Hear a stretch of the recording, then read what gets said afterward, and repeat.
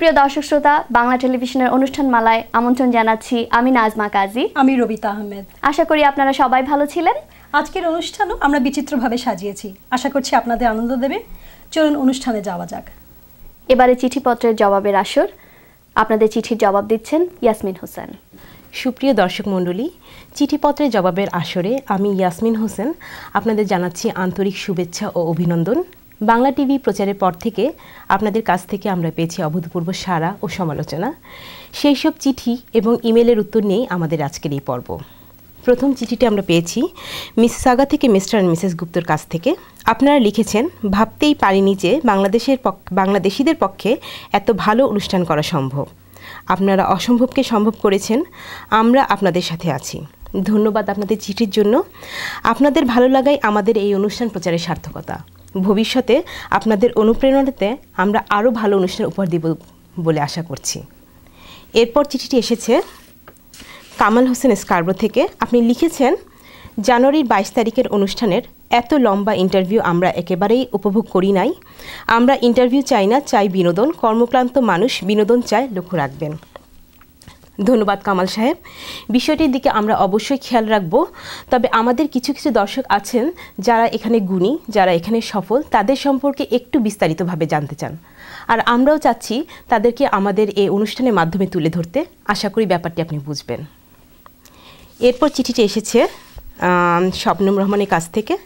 আপনি লিখেছেন, আপনার অনুষ্ঠান চমৎকার, অনেক খরচ করছেন অনুষ্ঠানের জন্য, আরও একটু খরচ করে পেছনে ব্যাকগ্রাউন্ডের কিছু পরিবর্তন আনুন। যদি খরচে কুলোতে না পারেন বলবেন, এ ব্যাপারে সাহায্য করব। দর্শক মণ্ডলী, শবনম আপা শুধুমাত্র চিঠি লিখেই ক্ষান্ত হননি। তিনি এরপর আমাদের সঙ্গে যোগাযোগ করে আমাদের পেছনে যে লাল রঙের পর্দাটি দেখছেন তিনি সেটা আমাদের দিয়েছেন। এবং ধন্যবাদ শবনম আপা আপনাকেও। আমার মনে হয় আমাদের দৃষ্টি যখনই এই পর্দার দিকে যাবে আপনার সহযোগিতার কথা আমাদের অবশ্যই মনে পড়বে। এরপর আমার হাতে যে চিঠিটি রয়েছে তিনি ইসরাত জাহান ও তার পরিবারবর্গ ডাউনটাউন টরন্টো থেকে লিখেছেন। টরন্টো থেকে 5-6টি বাংলা খবরের কাগজ প্রকাশিত হয়। বাংলা টেলিভিশন বাংলাদেশি কমিউনিটির জন্য এত বড় একটি খবর, অথচ কোনো খবরের কাগজেই এ বিষয়ে কভার করছে না। তাদের এ অপারগতার কারণ জানাবেন কি? ধন্যবাদ ইসরাত জাহান এবং আপনার পরিবারবর্গকে।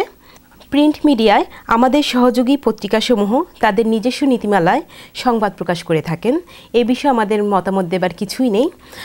এবং ইসরাত, আপনার জ্ঞাতার্থে বলতে চাই, পত্রিকাসমূহের বিরুদ্ধে আপনার অভিযোগ সঠিক নয়। বাংলা রিপোর্টার, দেশে বিদেশে, বাংলা কাগজ, সময় এবং বাংলা নিউজ, এই প্রত্যেকটি পত্রিকাই আমাদের টিভি সম্পর্কে একাধিকবার সচিত্র প্রতিবেদন প্রকাশ করেছেন এবং ভবিষ্যতে প্রকাশ করবেন বলে আশা করছি। ধন্যবাদ আপনার চিঠির জন্য।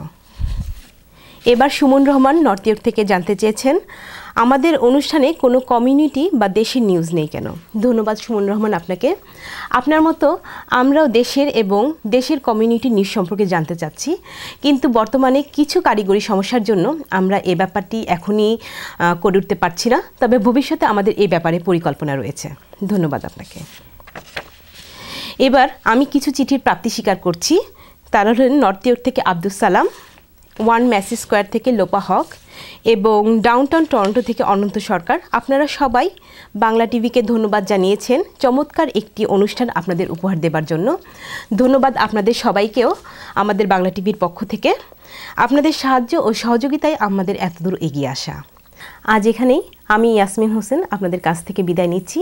পরবর্তী অনুষ্ঠানে আপনাদের সাথে আবার দেখা হবে। সে পর্যন্ত ভালো থাকুন, সুস্থ থাকুন এবং আমাদের অনেক অনেক চিঠি মেল করুন। ধন্যবাদ। এবার একটি আধুনিক গান শুনব, শিল্পী যুথিকা বড়ুয়া।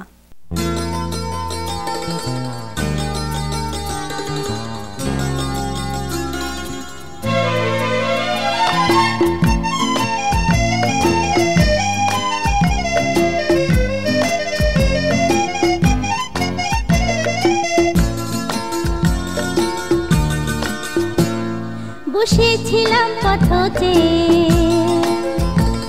কত যে আশা নিয়ে বসেছিলাম পথে, কত যে আশা নিয়ে চঞ্চল মন হায়ান মন সজনীল ঘরে। বসেছিলাম পথে, কত যে আশা নিয়ে চঞ্চল মন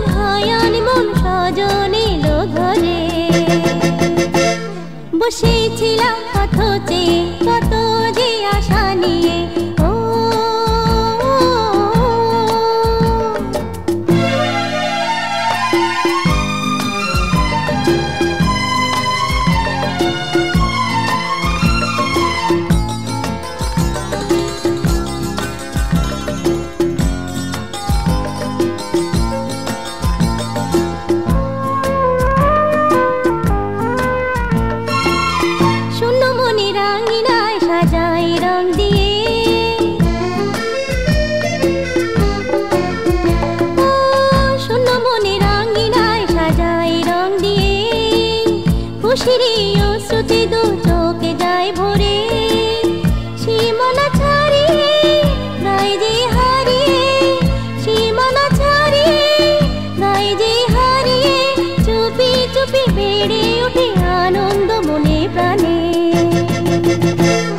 বসেছিলাম পথে কত যে আশা নিয়ে ও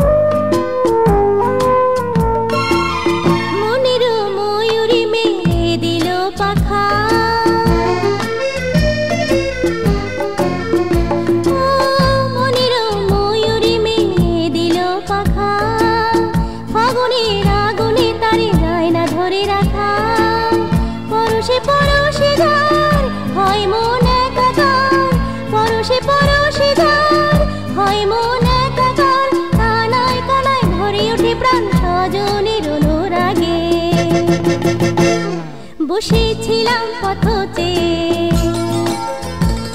কত যে আশা নিয়ে বসেছিলাম পথে কত যে আশা নিয়ে চঞ্চল মন হায়ান মন সজনের ঘরে বসেছিলাম পথে কত যে আশা নিয়ে ও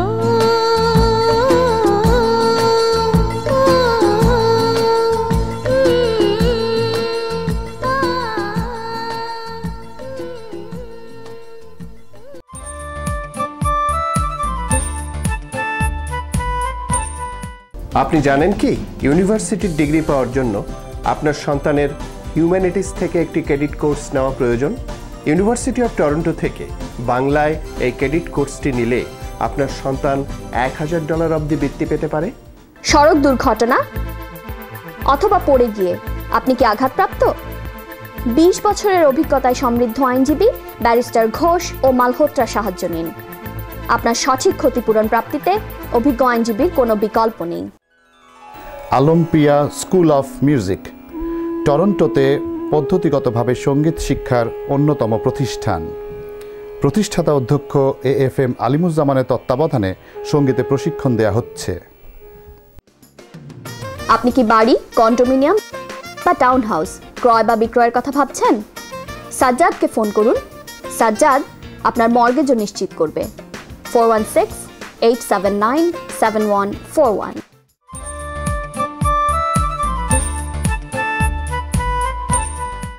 আইন বিষয়ক পরামর্শ পর্বে আজ আমাদের স্টুডিওতে উপস্থিত রয়েছেন টরন্টোর বিশিষ্ট আইনজীবী ব্যারিস্টার বাসানীয় ঘোষ। চলুন দর্শক মণ্ডলী আমরা তার সাক্ষাৎকারটি দেখি। শুধু দর্শক মণ্ডলী, আজকের আইনি পরামর্শ সভায় আমাদের অতিথি ব্যারিস্টার বাসানীয় ঘোষ। আমরা ব্যারিস্টার ঘোষের কাছে জানতে চাইব দুর্ঘটনা কবলিত অবস্থায় আমরা কি ধরনের আইনগত সুবিধা এবং সাহায্য পেতে পারি। ব্যারিস্টার ঘোষ, আপনার এত ব্যস্ততার মাঝেও আপনি আমাদের স্টুডিওতে সময় করে এসেছেন, এর জন্য আপনাকে অসংখ্য ধন্যবাদ। আপনাকেও ধন্যবাদ, আপনার শ্রোতাদেরও ধন্যবাদ, আর বাংলা টেলিভিশনকেও ধন্যবাদ। আপনি কি আমাদের একটু বলবেন যে গাড়ি দুর্ঘটনা কবলিত হলে কি ধরনের আইনগত সুবিধা সুযোগ সুবিধা আমরা পেতে পারি এবং কতটা সময় লাগে এর জন্য? প্রথমত বলে থাকি যে সবাইকার অধিকার রয়েছে বেনিফিটস পাওয়ার জন্য। অ্যাক্সিডেন্ট যদি হয়ে থাকে, গাড়ির দুর্ঘটনা যদি হয়ে থাকে, বেসিক বেনিফিটস হলো হচ্ছে মেডিকেল রিহ্যাবিলিটেশন, সেটা 10 বছরের জন্য রয়েছে। যারা কাজ করে তাদের জন্য রয়েছে ইনকাম রিপ্লেসমেন্ট বেনিফিটস, যাদের মারাত্মক দুর্ঘটনা হয়ে থাকে তাদের জন্য রয়েছে অ্যাটেন্ডেন্ট বেনিফিটস, আবার চাইল্ড কেয়ার বেনিফিটস। এইগুলো সবাইকারই রয়েছে। আর এইগুলো শুরু হয় পাওয়ার জন্যে 1 মাসের ভেতর, আর অনেকে পেতে পারে প্রায় রিটায়ারমেন্টের বয়স অবধি, যদি 65 বছর অবধি। তা আর বাকি যেসব বেনিফিটসগুলো রয়েছে এগুলো হচ্ছে যাদের খুবই দুর্ঘটনা হয়ে থাকে, মারাত্মক চোট খেয়ে থাকে, আর যদি দোষী যদি না হয়ে থাকে তারা যে অ্যাট ফল্ট ড্রাইভারকে সু করতে পারে, সেটা অন্য কেস, যেটাকে থার্ড পার্টি কেস বলে। আচ্ছা, তো এসবই হলো যারা যিনি ড্রাইভারের জন্য যদি তার ফল্ট থেকে থাকে, কিন্তু যদি এমন হয় যে ড্রাইভারের কোনো ফল্ট নেই এবং প্যাসেঞ্জার যিনি আছেন তারও মানে মারাত্মকভাবে সিরিয়াসলি দুজনেই ইনজুর্ড, অথবা তো এক্ষেত্রে কী ধরনের সুযোগ সুবিধা আইনগত আমরা পেতে পারি, অথবা এর জন্য কতটা সময় লাগে? হ্যাঁ, এটা ভালো প্রশ্ন। এটাই হচ্ছে এইটাতেই বেশি উকিলরা জড়িত থাকে। এটা সিভিল লিটিগেশনের ব্যাপার। এটা হচ্ছে 2 বছর সময় রয়েছে সু করার জন্যে, যদি দোষী না হয়ে থাকে ড্রাইভার। আর প্যাসেঞ্জারের তো কোনো লায়াবিলিটি ইস্যু নেই, কিন্তু একটা বড় ব্যাপার আছে, সেটা হচ্ছে কি ইনজুরিসগুলো সিরিয়াস অ্যান্ড পার্মানেন্ট হতে হবে, আর 2 বছরের ভেতর ক্লেম করতে হবে। আর সময় লাগে অনেক সময় 3 থেকে 4 বছর একটা সেটেল করতে। অনেক সময় যদি সেটেলমেন্ট যদি না হয় তাহলে ট্রায়াল হতে পারে। তা এইগুলো জানার দরকার। আর ক্লেমগুলো অনেক সময় বড় ক্লেম হয়ে থাকে। পলিসি লিমিটসগুলো বেশিরভাগ সময় একটা অ্যাভারেজ লোকের হচ্ছে প্রায় 1 মিলিয়ন। তো অনেক সময় বড় বড় কেসেতে $3-4 লাখ অনেকে সেটেলমেন্ট হয়। এই হচ্ছে ব্যাপার। আচ্ছা, এই ক্ষেত্রে আমার একটা ছোট প্রশ্ন মনে আসছে যে অনেক সময় এই ধরনের ইনজুরি, এই ধরনের আহত হওয়াতে কোনো রকম হাড়গোড় ভেঙে যায়নি বা এই ধরনের কোনো ফ্র্যাকচার না, কিন্তু যন্ত্রণা অসম্ভব বেশি। তো এক্ষেত্রে কি মানে একই রকম সুযোগ সুবিধা পাওয়া যাবে? হ্যাঁ, পাওয়া যাবে, কিন্তু যা হয়ে থাকে যদি লোকে যদি না সেন্সেসগুলো ব্যবহার করে যদি বুঝতে যদি না পারে, এগুলো কঠিন কেস হয়। কিন্তু তার জন্য যেটাকে ক্রনিক পেন বলে, কিন্তু এর জন্য যদি ডাক্তাররা যদি ভালোভাবে যদি রিপোর্ট লেখে, এগুলো যদি প্রমাণ যদি করা যায়, এগুলোতেও বড় বড় সেটেলমেন্ট হয়। কারণ আজকালকার দিনে গাড়ি টাড়িগুলো যেরকমভাবে তৈরি হচ্ছে, এগুলো খুব খুব মজবুত গাড়ি, তাই জন্য অনেক সময় হাড়টার ভাঙে না, তার মানে না যে ইনজুরি হয়নি। কিন্তু এগুলো প্রমাণ করা কঠিন, কিন্তু হতে পারে। কিন্তু ডাক্তাররা হচ্ছে সবচেয়ে বড় ব্যাপার। লোকেকে আমি এটাই বলে থাকবো যে ডাক্তারদের রেগুলার যেতে হবে, আর ক্লেমটি যদি ভালোভাবে যদি করতে চায়। এই হচ্ছে ব্যাপার। আপনাকে অসংখ্য ধন্যবাদ। আপনি আমাদের এই সব ইনফরমেশনগুলো আমাদের দর্শকদের জন্য দিয়েছেন, এবং এরপর আবার ধন্যবাদ জানাচ্ছি এত সময় করে আপনি স্টুডিওতে এসেছেন। তা আপনাকেও ধন্যবাদ, আপনাদের দর্শককেও ধন্যবাদ, আর বাংলা টেলিভিশনকে ধন্যবাদ।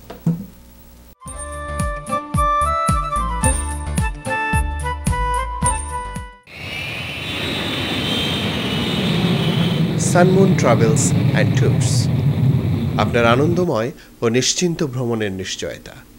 4166362121। রোজ ব্র্যান্ড সরাসরি বাংলাদেশ থেকে আমদানি করছে ইলিশ, রুই কাতলা, পাবদাপুটি সহ সব ধরনের মাছ। ড্যানফোর্থের মারহাবা গ্রোসারি সহ বাংলাদেশি গ্রোসারি সমূহে রোজ ব্র্যান্ডের মাছ পাওয়া যাচ্ছে। পল্টু কুমার শিকদার, টরন্টোতে বাংলাভাষী কানাডিয়ান আইনজীবী। আপনার যে কোনো আইনগত সমস্যায় নির্ভরযোগ্য এবং দক্ষ ব্যারিস্টার পল্টু কুমার শিকদার। বাড়ি ক্রয় বা বিক্রয়ের প্রয়োজনে দক্ষ রিয়েল এস্টেট এজেন্ট সাজ্জাদকে ফোন করুন। সাজ্জাদ আপনার মর্গেজও নিশ্চিত করবে। 4168797141।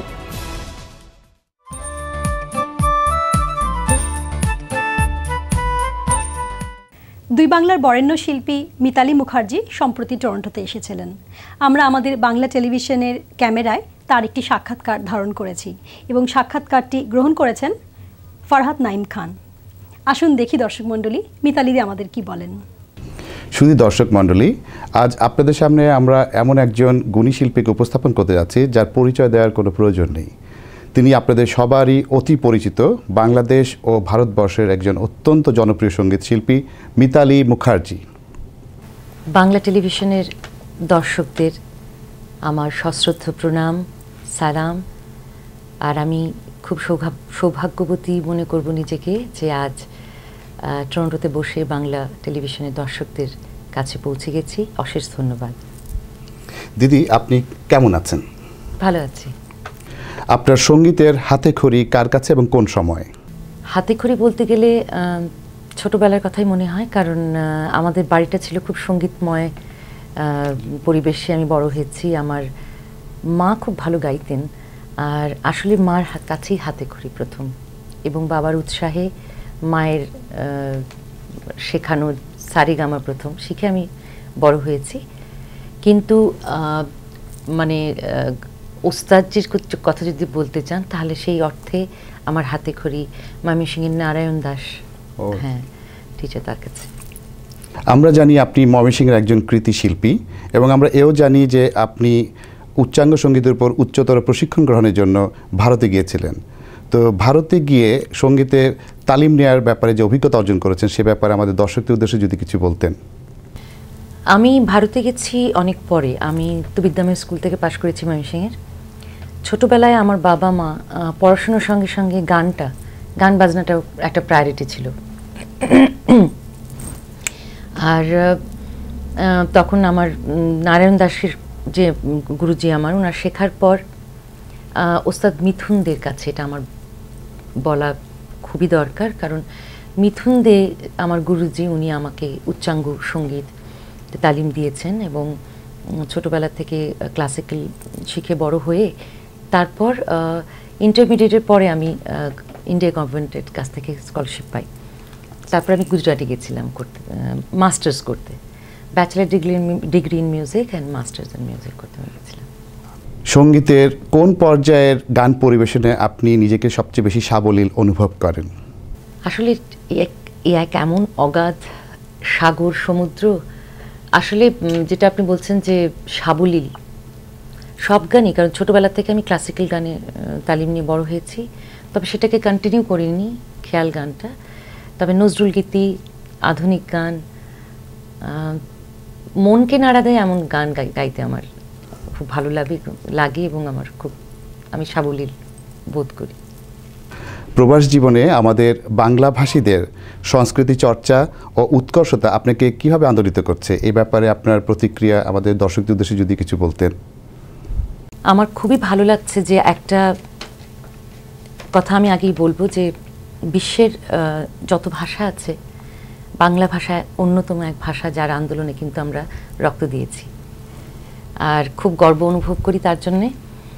আর আরও ভালো লাগছে যে আপনারা দেশ থেকে দূরে, এত দূরে বসেও আমাদের এই বাংলা ভাষাটার চর্চা করছেন, এবং বাংলা সংস্কৃতিকে আপনারা অগ্রাধিকার দিচ্ছেন, যার জন্য আমি আজকে এখানে।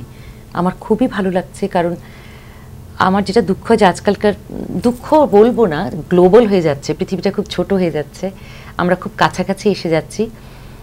সুতরাং আপনারা আমাদের এই সংস্কৃতির মাধ্যমে আমরাও যে আছি পৃথিবীর এক কোণে বাংলাদেশ এবং বাংলা ভাষা নিয়ে, সেটা যে পৃথিবীর অন্যান্য ভাষাদের কাছেও আমরা পৌঁছিয়ে দিচ্ছি, এটা একটা বিরাট কাজ করছেন।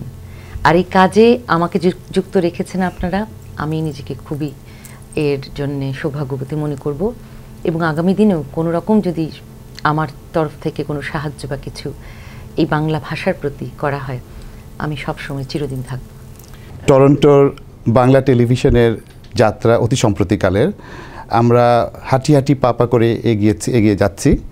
তো এই বাংলা টেলিভিশনের কাছ থেকে আপনার কি প্রত্যাশা? অনেক প্রত্যাশা। বাংলা টেলিভিশন, বাংলা ভাষা, বাংলা গান, আমাদের রক্তের গান, আমাদের নারীর গান যেন বেঁচে থাকে। নানা রকম গান থাকবে, কিন্তু আমার একই প্রত্যাশা, আমাদের যে রুটস সেটাকে যেন আমরা ভালোভাবে প্রচার করতে পারি, এই আবেদন আমার। আর তার জন্য একজন ছোট শিল্পী হয়ে আমার তরফ থেকে যদি কিছু করার থাকে বাংলা টেলিভিশনের প্রতি, আমি আছি। কারণ আমরা যুক্তভাবে যদি না থাকি তাহলে এটা আমরা এগিয়ে যেতে পারবো না আমার মনে হয়। তবে একটা বিরাট একটা ভালো একটা পজিটিভ দিক আমি দেখতে পাই বাংলা টেলিভিশন অ্যান্ড আমার কি বলবো সমস্ত শুভেচ্ছা শুভকামনা জড়িয়ে থাক। যে কোনো অনুষ্ঠানে আপনি মিউজিশিয়ানদের সাথে করেই গান পরিবেশন করে থাকেন, এটা আমরা সবসময় শুনে আসছি। তো আজকে আমাদের এই বাংলা টেলিভিশনের জন্য, বাংলা টেলিভিশনের দর্শকদের জন্য খালি গলায় কি আপনার প্রিয় কোনো একটি গানের দুটি লাইন শোনাবেন? না, অবশ্যই শোনাবো আমি। আর এখানে এসে আমি দেখেছি অনেক গানের মানে শুনতে চেয়েছে শ্রোতা। তবে ইদানিংকালে আমি ইত্যাদিতে একটি গান করেছি, সেটা খুব পপুলার হয়েছে, ওটা আমি দুলান শোনাচ্ছি। আরেকটি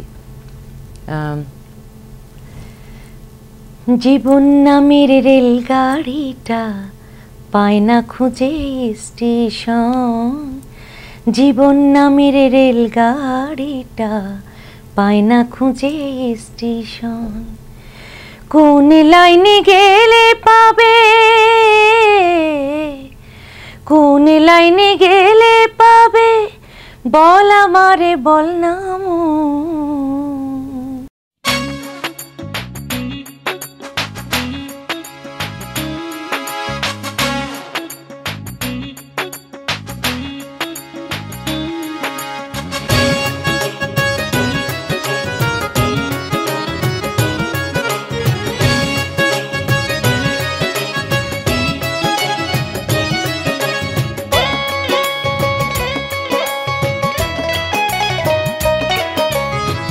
জীবন নামের রেলগাড়িটা পায় না খুঁজে স্টেশন, জীবন নামের রেলগাড়িটা পায় না খুঁজে স্টেশন, কোন লাইনে গেলে পাবে,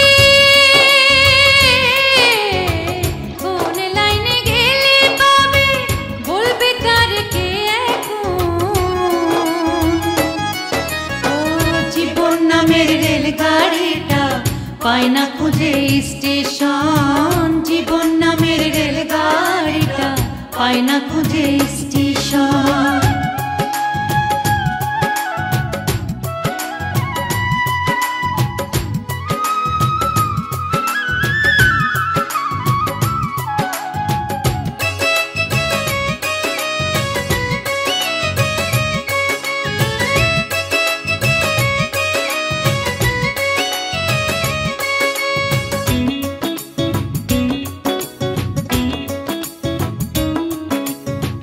কোথা থেকে ছেড়ে এলো, যেতে হবে কত দূর, কোনখানে তার শেষ ঠিকানা, কোনখানে তার অচিনপুর,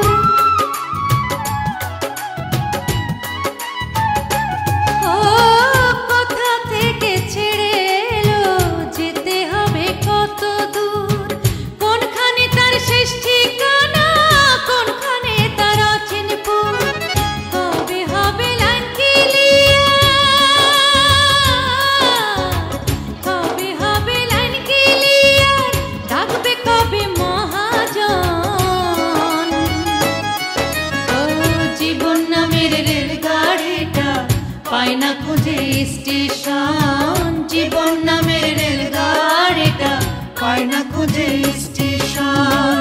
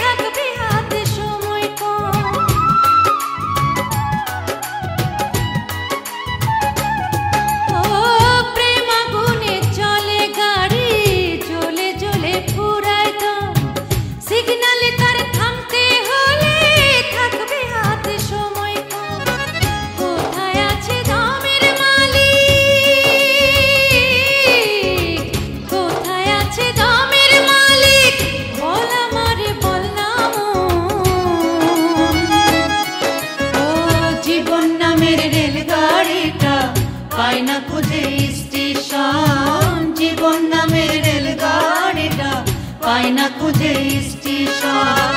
কোন লাইনে গেলে পাবে,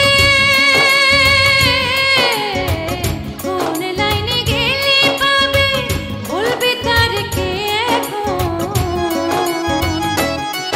ও জীবন নামের রেলগাড়িটা পায় না খুঁজে স্টেশন, জীবন নামের রেলগাড়িটা পায় না খুঁজে স্টেশন। জীবন নামের রেলগাড়িটা পায় না খুঁজে স্টেশন, জীবন নামের রেলগাড়িটা পায় না খুঁজে স্টেশন।